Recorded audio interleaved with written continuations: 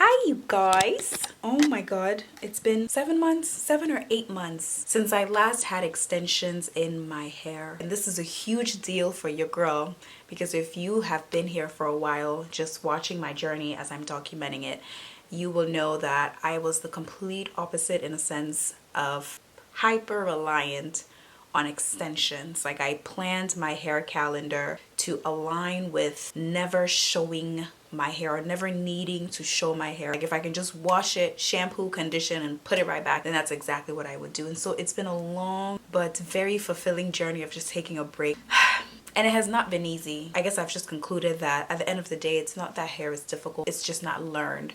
Just like maybe any other thing that we experience for the first time or that we're not really just like experts on. In the beginning, it's going to be a little difficult. But then as you expose yourself to it, as you mess with it all the time, you learn. Now I'm probably more comfortable with my own hair than just any other hairstyles. You guys have seen me in cornrows. If you've been here long enough, you've seen me in mini twists with no extensions. It's been a vibe. And so today we're going to be trying something very intentional, and it is Exyhair.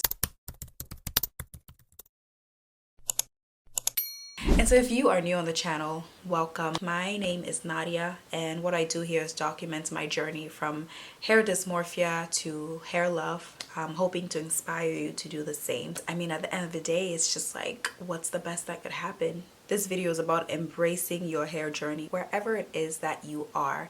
And we're going to be featuring Exyhair's tight afro kinky bulk 100% human hair. And we're going to be using that to make afro twists or afro braids. I don't know yet. So they sent 4 of these. This is what one looks like. I am a little worried because I don't know if 4 of these is going to be enough, but we'll figure it out. This is what it looks like. It's pretty thick. This is so interesting. So it's human hair. One thing I've always like asked is like, what black girl hair is this? But apparently it's not a black girl's hair. It's European silky hair that they just weft to make it look kinky. And that's another thing that we're gonna get into, right? Because I know some people are just not okay generally with wearing someone else's hair on their heads. But again, we'll see how it goes. I'm ready, y'all. So here's what the hair looks like right now. This is prime example of don't let the girls pressure you and the influencers pressure you into getting something that you're not comfortable getting, because while it might work for somebody, it's okay to take a step back and think about whether or not it's going to work for you, and to analyze every single buying decision and base it on what you need and what makes sense for you. So this is what the hair looks like right now. Nothing's been, you just did it. Actually, let me shock you. So the first thing I noticed about the hair is that it looks very natural. I remember getting on FaceTime while doing my hair, and the person was just complimenting me. Oh my god, your hair looks so good. It looks like it's grown from the last time you had, you know, these like twists. And I was eating it up and I was like, yes, it has grown a lot since, you know, you last saw it. And that's the beauty of this hair. It just looks crazy natural. Maybe not on camera because what is this white stuff, right? But in person it looks like it's growing out of my scalp, because first it's human hair and secondly it's afro texture. This hair is very different, not just in the way that it looks, and there's beauty in the way that it looks, but in handling it, like actually taking it and styling and braiding someone's hair. It's very different from what we're used to with the connect-colons, right? Like, it kind of felt like it shed, but I guess it didn't shed. We just didn't know how to separate it so that it still stay together. If you're getting this hair, know that there's going to have to be a bit of a learning curve there, but at the end of the day, it's a healthy, I think it's a healthier alternative. That's if you even subscribe to the idea of using human hair on your own head, right? Whether or not it mimics that natural black girl look or doesn't, you know, that's your own kind of decision to make. As far as we know, human hair processing uses less chemicals and it's not plastic, so it's biodegradable, which means that it's better for the environment. So no one is perfect. While you might meet a natural hair girly who swears against using human hair, she might also be that girly who is infatuated infatuated with processed foods, or maybe she owns a cell phone, which we all know contains minerals that are mined in underdeveloped countries by children because there are no child labor laws in place. If we scrutinize anything, we're going to realize that everything really has a dark side to it. So I'm learning to share information but allow people to make their own decisions without condescending them. And we'll see where it goes. You guys!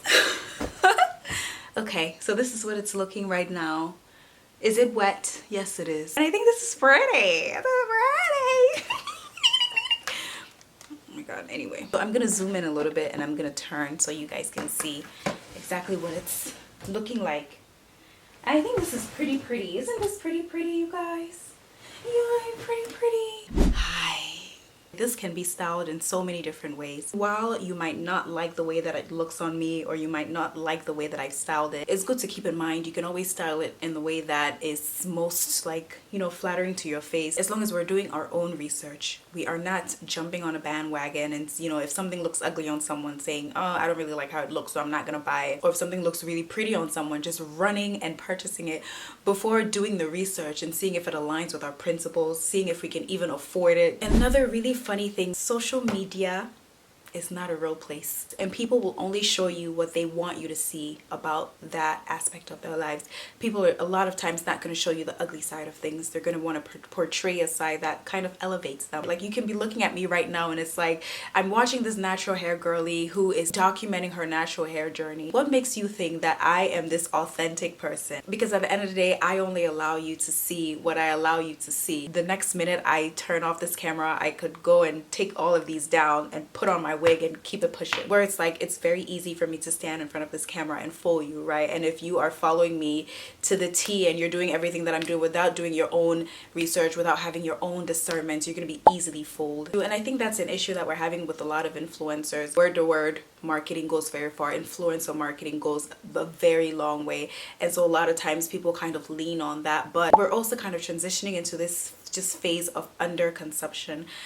People are actually being intentional with their buying decisions, where it's like, should I do this because this person said it works? If it's something that I just want but don't need, do I really need to get it? And so that's the point. Oh my god, going back to hair. So while you may look at this and say, oh, it's really pretty, I should get it, you know, do your research, go on the website, and if it's something that you feel like it's not gonna work for you, just say that I don't need it and just move on. And that is the energy that we're gonna be moving forward with, especially in this economy. So it's bigger than hair, and that's what my journey here is going to be about. I like this. And so in other words, will I be wearing this hair? Yes. And I keep looking that way instead of this way because I think I'm more obsessed with the hair than I was before. But anyway, the lens is this way. Yes, I'm gonna be wearing the hair, but does it matter to you? No, it doesn't matter to you, because at the end of the day, before you take out your hard-earned money to buy it, you're gonna do your due diligence. So I've put the information to the hair in the description box if that's something that you're interested in looking at. So if you spend over $100 on the website, I have a code of $10 off, and I guess it also helps tell Exyhair that you heard about the hair from my channel. And the code is Her Main Life. Thank you so much. Yay! I will see you on the next one. Ciao.